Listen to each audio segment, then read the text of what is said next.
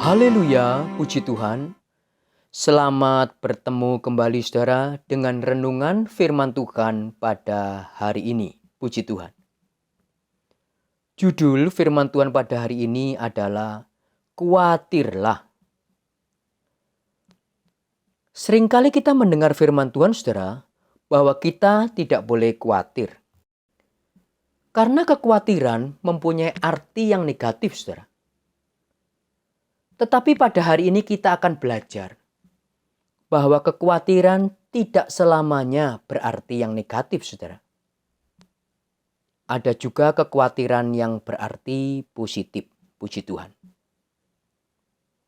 Hari ini kita akan belajar dua tokoh Alkitab, yang satu dari Perjanjian Lama dan yang satu lagi dari Perjanjian Baru. Puji Tuhan. Perjanjian Lama diwakili oleh seorang yang bernama Daud, saudara. Kita akan melihat apakah yang menjadi kekhawatiran Daud. Mari kita baca dalam Mazmur 19 ayat yang ke-15.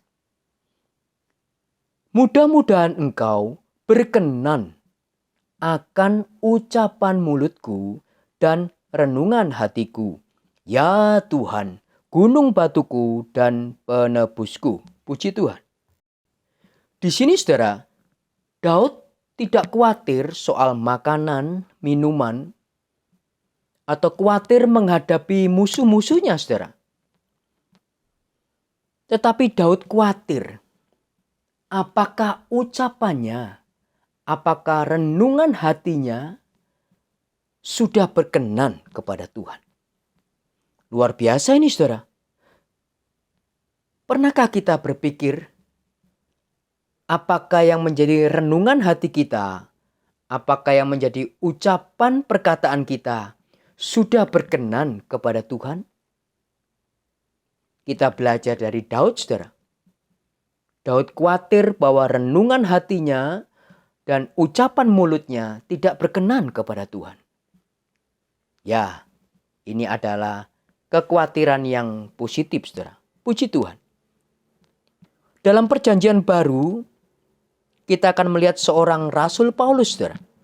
Apa yang menjadi kekhawatiran dari seorang Rasul Paulus? 1 Korintus 9 ayat yang ke-27. Di sana dikatakan bahwa Rasul Paulus sebagai hamba Tuhan, sebagai orang percaya, hamba Tuhan yang luar biasa, masih khawatir, saudara.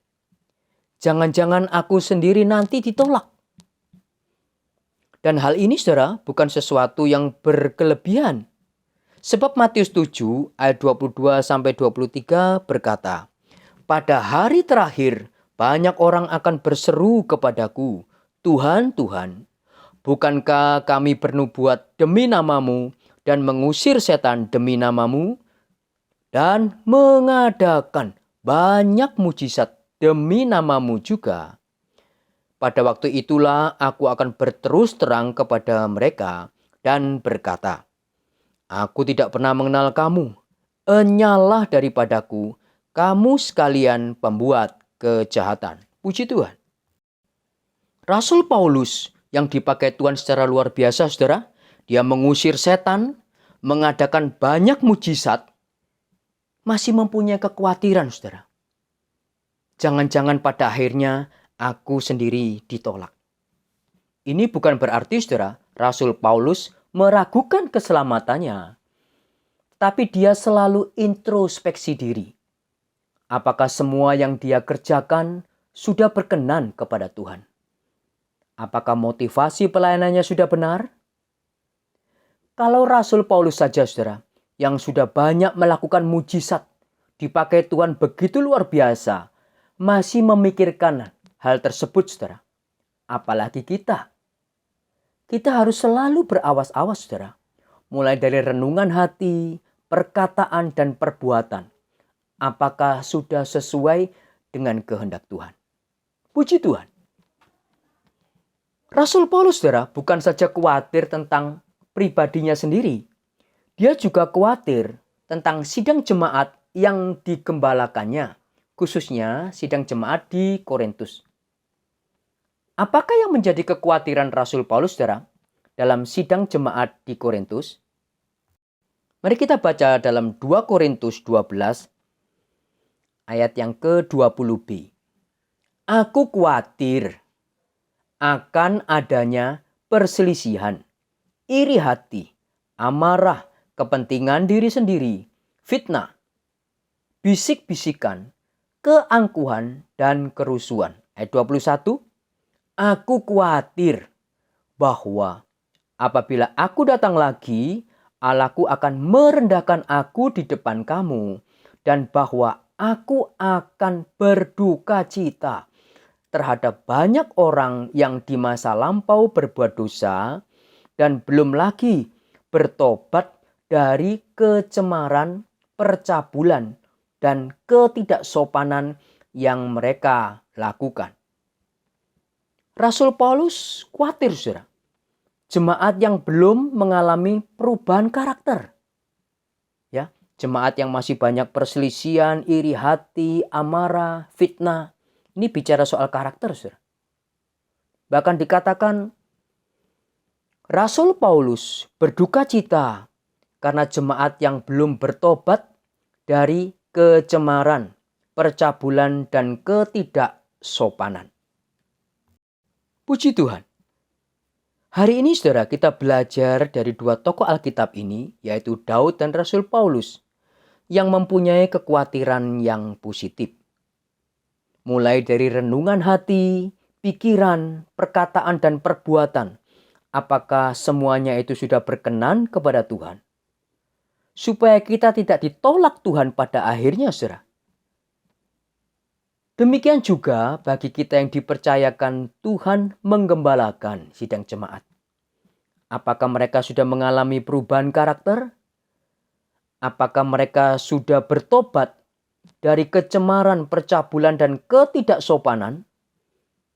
Supaya mereka pun, saudara, tidak ditolak Tuhan pada akhirnya. Puji Tuhan. Semoga Tuhan menolong kita semuanya, saudara. Dan kiranya Tuhan Yesus memberkati. Amin. Yesus, apapun yang terjadi dalam hidup kami, satu hal yang kami tahu, kami percaya, Engkau Tuhan yang tetap baik, sangat baik, dulu, sekarang, dan selama-lamanya. Ku bersyukur Tuhan, ku bersyukur buat kebaikan-Mu. Terima kasih, terima kasih Yesus. Engkau baik, Engkau sangat baik. Haleluya.